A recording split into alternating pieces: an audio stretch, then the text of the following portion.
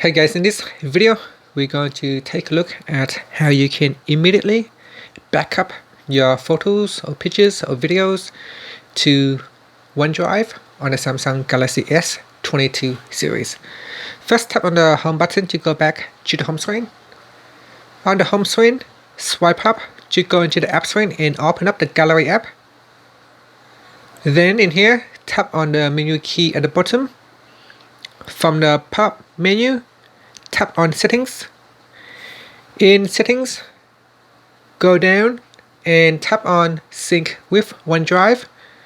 Make sure it is switched on at the top, and to immediately back up your gallery photos or videos straight away, you can tap on the Sync Now button, and that will immediately sync up any photos that you have on your gallery to OneDrive cloud.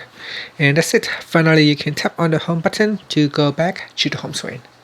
Thank you for watching this video. Please subscribe to my channel for more videos.